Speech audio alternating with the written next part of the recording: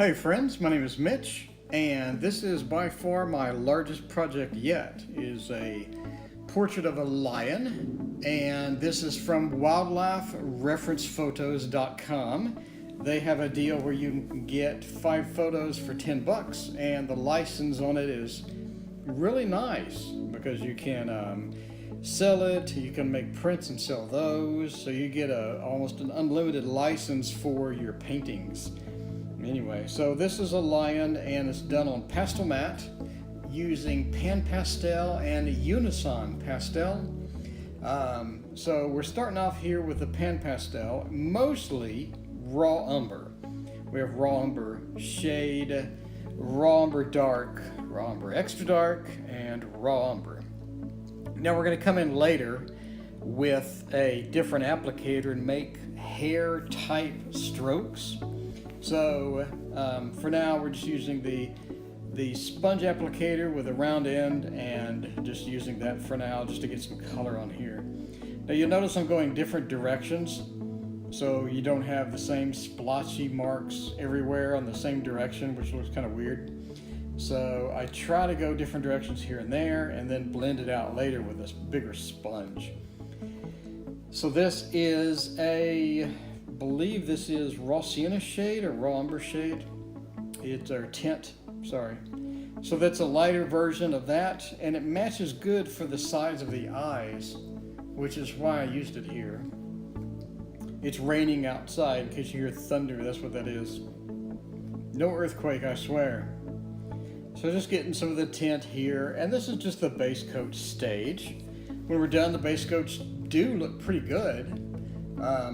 But for now, we're just sort of warming up the base coats at this point. So for the bottom section of the face, this area here has a lot of different colors. I want to get a base of a light color just to get the white of the paper away. And I realize these sections are too big and they're traced out a little too large, but we're going to fix that later when we come in with the pencils. So for pastel matte, stage 1 is going to be just the pan pastel, and then stage 2 we're going to come back with the pastel pencils, and I use Carbothello pastel pencils.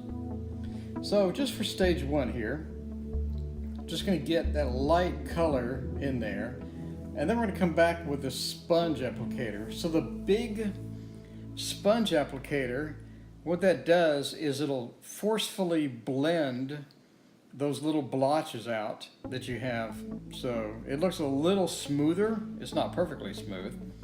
And it also will lighten it up a little bit. So this is Unison Pastel, their Brown Earth series. What I wanted to do is get some sort of a hair texture in there and then rub it in with my finger. And then later we'll come through with an applicator, sort of make that blend a little better, and then come in through with a darker color as well. So going back over the next section, so you can see at the bottom I have a pastel catcher of a paper towel taped onto the board.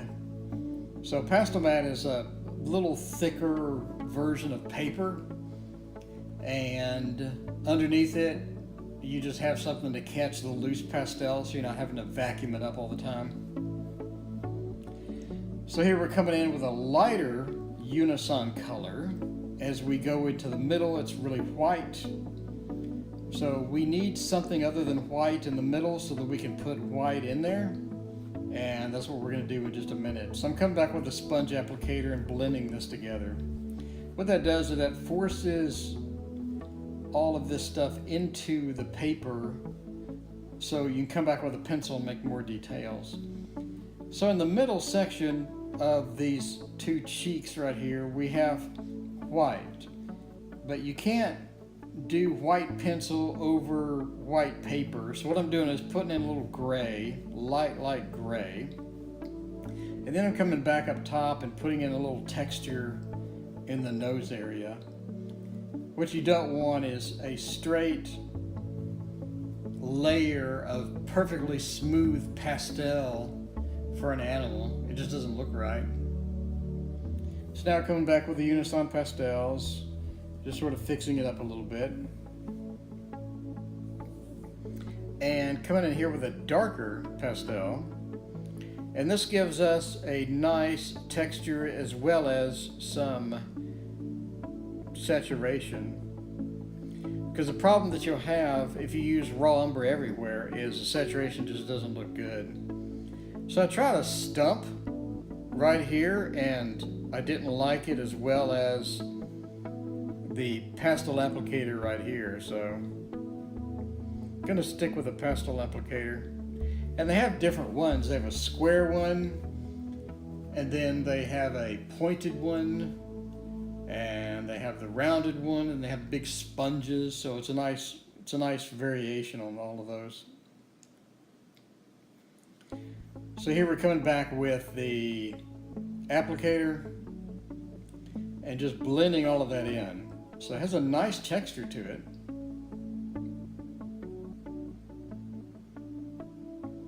And back with a Unison pastel, blender, Unison pastel, blender.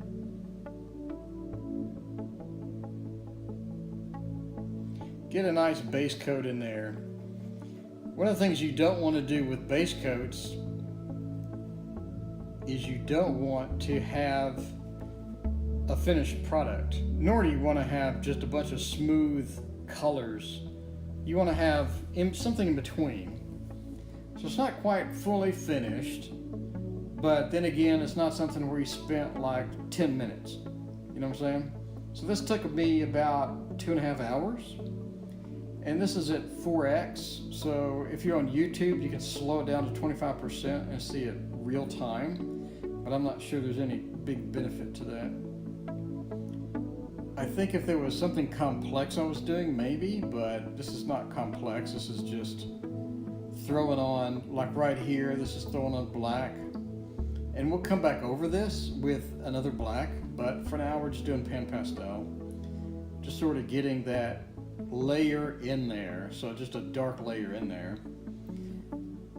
What I like to do with my blacks is to put a layer of pan pastel, so you have this dark but not quite black, and then come back through with a darker color pastel, such as Giro 513.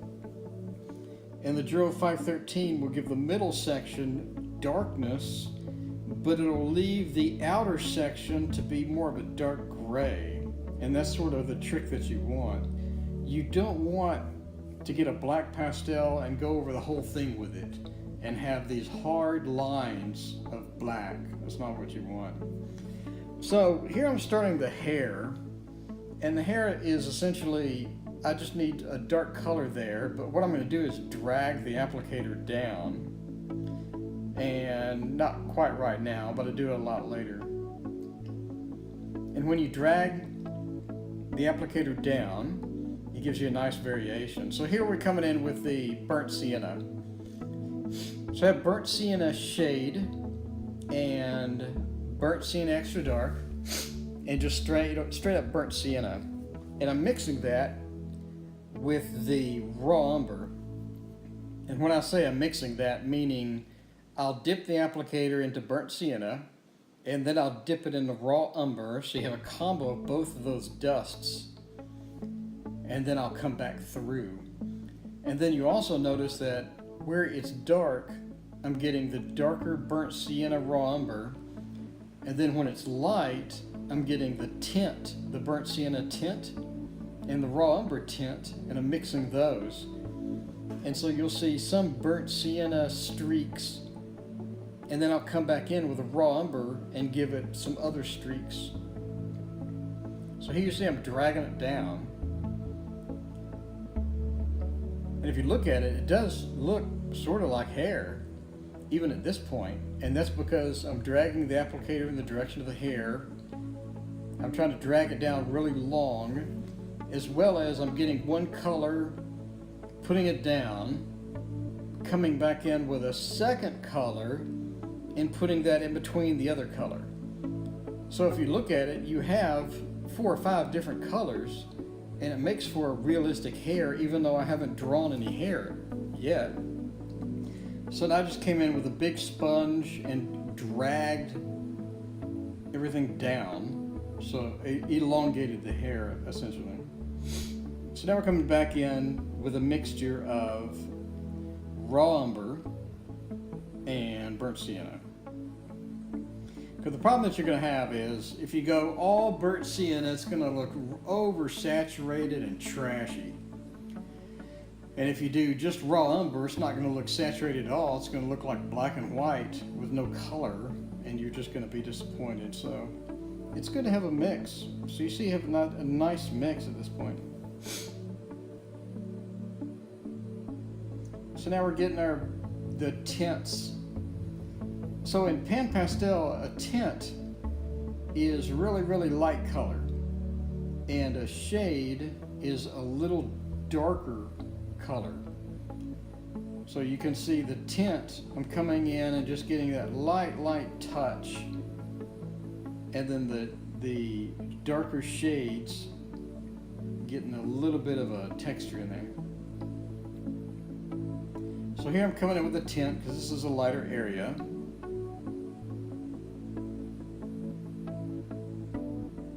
So now coming back through, and you notice on the side of the face,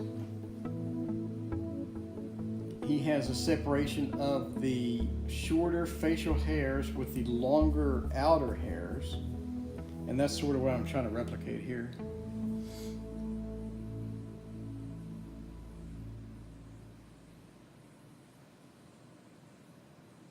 So now I'm going to break out the triangular tool. This is a soft tool from Pan Pastel, and what this is going to do is going to allow me to make small little hair details, but I don't want to draw individual hairs with this. I'm sort of playing around with it for the first time here, but what it allows you to do is to get a little hair texture inside of there without having to break out the pencils quite yet.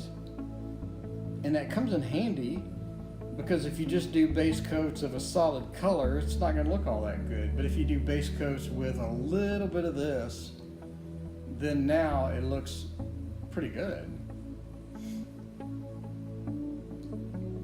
So coming back through with the round applicator, I got enough hair texture for now, I think. Now I just need that light area on the right side of his cheek, or left side if we're looking at it, and then trying to get some of that hair texture on the side. Again, this is just base coats, Pan Pastel. I'm not a huge fan of Pan Pastel. I agree with a lot of sentiments that I hear about it because it's cheap, because a pan will last you decades.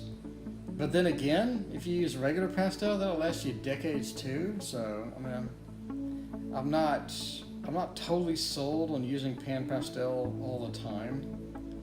And the reason is because Pan Pastel only has a couple of hundred colors, and I mean, I can get hundreds and hundreds and hundreds of colors in some of these other ones. Or no, Pan Pastel doesn't have a couple of hundred colors. They're like, I have to look, 80 colors, and the 80 colors includes all the tints, and no, I need hundreds and hundreds and hundreds of colors. So here again, we're coming back in with a triangular tool and getting that nice hair detail right there. And you see it really, really adds a lot of texture to it without having all the work of coming in with individual pencils. So this is going to save me tons of time when I come in with individual pencils. Because otherwise, if it was just a straight color with no texture, no hair texture, then you're going to have to spend 3 times longer with the pencils. So I wanted to just avoid that at this point. So I came back in with Unison pastels because Pan Pastel doesn't have the color I want. So Unison pastel, I did 3 different colors just in the cheek area. It's not including the upper sections and things like that. So So here we're coming back with the round tool and sort of getting in the beginnings. And this is a combination of raw umber and raw sienna. So you have that beautiful brown mixed in with a desaturated brown. So here I'm just turning the round tool on the side and getting a little more of that hair texture that I want. So here the same thing, gonna have it drawn down long.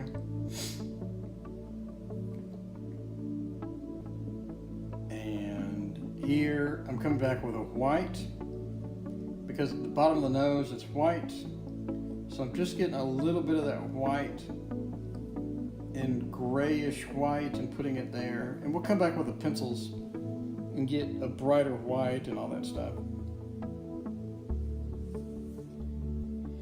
So here we're going to start the dark sections up top.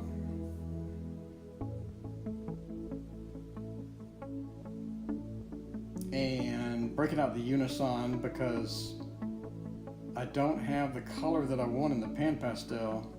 That's part of the reason I'm not a die-hard pan pastel fanatic, just because it doesn't have some of the colors that I want.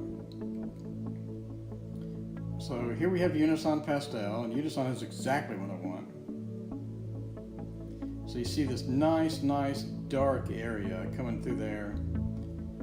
Gives it some nice texture. Then have that hair texture through there, and then we'll get the soft tool. The pan pastel soft tool, which I adore those things.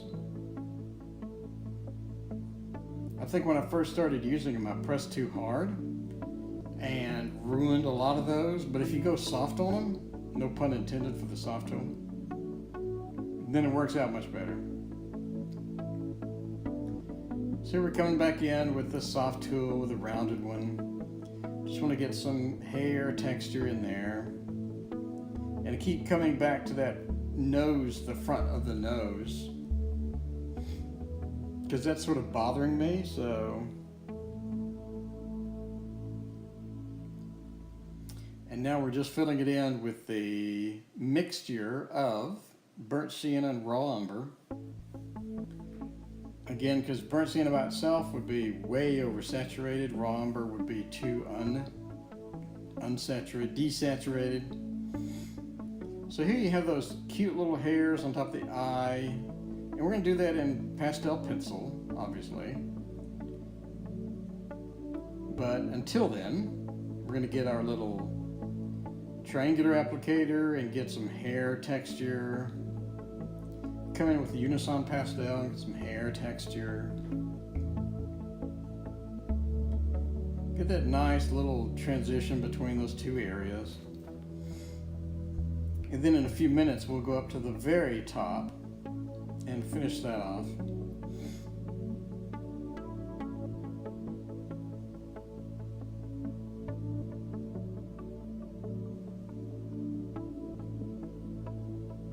So again, just going up to the top section, getting that nice mixture of burnt sienna and raw umber.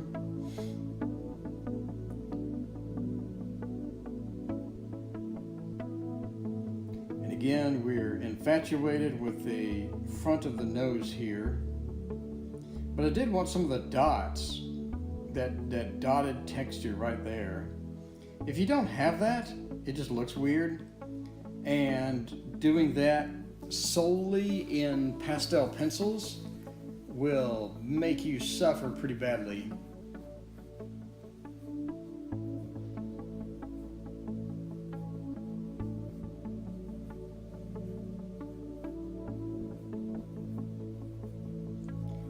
Coming back, still infatuated with the cheek section. Coming in with a little bit darker color here, especially towards the bottom. And we're going to make the dots here in a minute, and then we're going to ruin them, but that's all right. Everybody makes a mistake, right?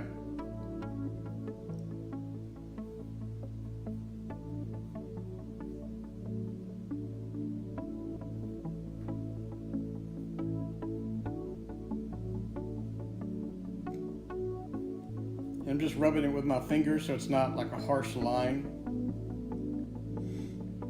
And then coming back in with this darker pink. And the darker pink would just give it a little bit of texture on the inside. I think my biggest concern is just how unrealistic that looks. So here we're coming in with a 513 Giro pastel. And we're just coming through here and making a little bit of an outline for the darker sections. Once you put in the dark in the darker sections, it really makes it pop. But you don't want to go everywhere with the dark, because if you do, then you ruin that dark gray that you already have. And you'll see at the very end of the black is the dark gray, and the inside you have the black, which makes it nice. So here I'm trying different colors just to try to get this sort of similar to what it looks like in the picture. Start out with an orange up top to get that darkness, then had a light pink for the outer sections, and then the inner sections here I have just a middle pink. So you can't really just use one color for that, you have to use a variety.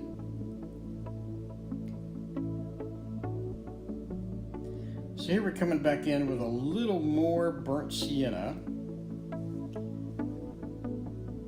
because I want that.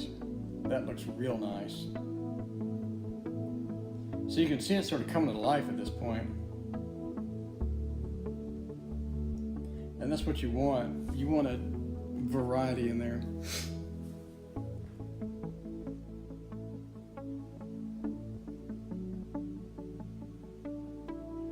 So we're just touching in there with the burnt siennas, getting a nice light section on that outer hair, and then as you come up towards the top it gets darker, because you need a nice thick, rich, deep dark up there to put your hairs on.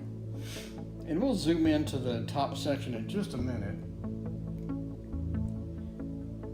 For now, we're just kind of going all over the place. We still need to do the other side of the cheek. So now I'm installing a little more dark, and I'll do this a few times because I'm just not happy with it. I think my main goal with base coats is to get the values. If you can hit the values, even if the color's off, you can fix the color later with pencils. So let's say I did the whole thing and it's desaturated as hell, right? I do the whole thing in black and white. As long as you got the values, that's okay. Because when you come in with pastel pencils, now I can come in with saturated colors and make up the difference. But if your values are off, you're going to be struggling with the pastel pencils. All you're going to be doing with pastel pencils is trying to hit the correct values. You're going to forget about colors. Your color is going to be kind of weird. So you need to get the values, man. Values are number one critical thing you do with your base coats. If you can't get that, you're always going to have a problem. So here again, just trying to hit those values, and the values is just how light or dark it is. So when you're doing long hairs like this, it's important not to just make long hairs. Like, don't leave the whole thing white and say, you know, I'm going to come back with the pencils and make all these hairs. You're going to be suffering, man. You're going to be suffering because it's going to take 10 times longer. You're going to have to draw 10 times more hairs because your values are off. So get your values in now. You see how just nice and easy the triangle tool is? I just put it in there. I already got a nice hair texture. It's going to make my life so much easier. And you see I already ruined the dots. That's alright. It's still raining outside. So here we go. Look at this. Look Look at that. You just drag that triangle tool. You just drag it down. Nice hair texture. Don't have to do a lot of work. You don't have to sit there for 9 days with your stupid pencils. So here I'm just getting some hair texture, and again I'm dipping into burnt sienna, and then I'm dipping into raw umber. I think this is raw umber dark, and then as I come up I'm getting raw umber tint, which is the lighter color, and then I'm mixing that in with burnt sienna tint, which is the lighter color. So nice switch in between those. Coming down at bottom, one thing you don't want to do with this white bearded area, you don't want to leave it white, because then you're going to try to come in with your pencils and you're going to be negative painting the whole thing, which is a pain in the butt. So here I went to tape up the whole thing. So now I'm going to adjust it to where you can see the top essentially. And then I changed my paper towel. So now I'm going to capture the dust. Quick and easy way to capture your dust. There's no need to vacuum it up and all this other garbage. I see some people, they'll buy special vacuums and they'll have special filters in them, and they'll go and vacuum everything up. Alright, so we're coming to a close here. We're going up at the very top here and just getting these darker areas. And then I'm going to go OCD, because I am OCD, and I'm going to touch up here and there, get the values, nail the values. So this is burnt sienna dark and raw umber dark, just a mix. So you can see it's like almost black in the painting, but what you don't want to do is come up here and make this whole thing black, man. It's going to look terrible. It's going to look just absolutely terrible. So you want to get a nice, smooth, dark up there. And then I'm going to come back in with the Giro Pastels 513, which is black green. And if you're going to buy one Giro Pastel, I recommend 359, which is their light blue, because blue is a cool color and it makes this nice, cool white. And 513, which is dark green. It's blacker than black. It looks really good. You can see it in here. It's really, really, really dark. So here I'm coming in different directions. I want to get that gradation between the hair and then the innermost part of the face. So it's hard to kind of tell where that is. So I'm just kind of putting it a little wider than I normally would. I didn't trace that out, so I'm not exactly sure where that is. So this is what you get. And again, coming in with sometimes burnt sienna, sometimes raw umber, and sometimes a mix. And it's important to don't do the same color everywhere. Get a nice mix.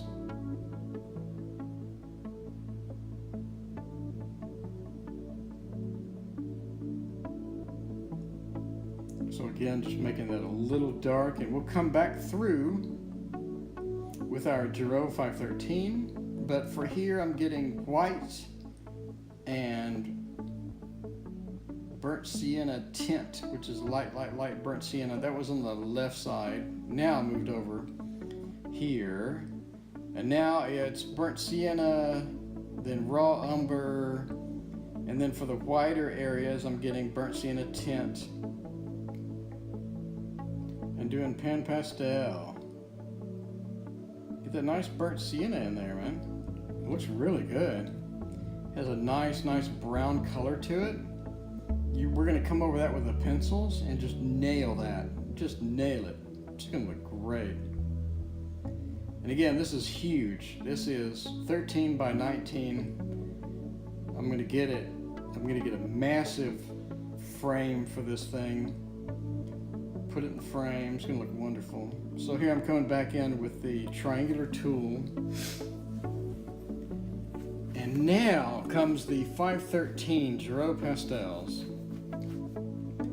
So this is a little harsh. We'll come back through and blend it.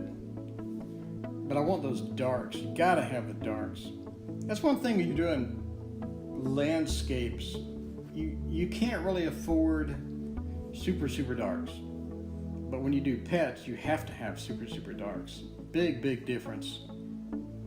So here you can see that dark that really brings it to life up at the top. So now is the OCD section of the painting. So I'm coming in with a triangular tool and just getting my values right. I think that's my big problem at this point, is the values are just not right here and there. So I want to get it. Like right here, I got it too dark, but whatever, I put an eraser, I get an eraser and fix it. So here the triangular tool making sort of hairs, getting the values in there. That looks really good. They're going to come over this with the pencils, it's going to look great. So getting a little bit darker here to get that value right.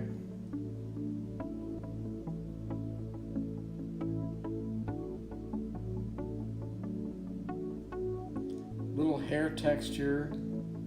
Anything you can do to minimize your work with the pencils. I see some people that come in with pencils and do this whole thing, man, and which is great for like an 8x10, but nah, if you're gonna do something really big, you're gonna be in suffering through that. So now I just want a little bit darker here, get that nice shade, because again I think the cheeks are a little too big. So we'll adjust them down. We'll adjust them down with the pencils. So again, I'm obsessed with the front of the nose. I think I got it pretty good though. That's a nice texture. It's got 4 or 5 different colors on it. Looks nice. So here, again, just OCD going over little sections here and there. Just want the values. I want a nice transition where the hair goes.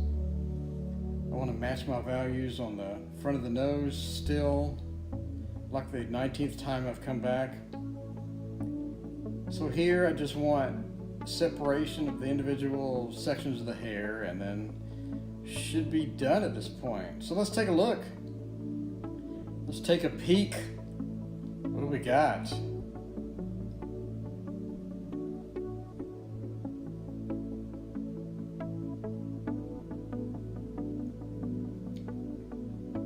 What does it look like?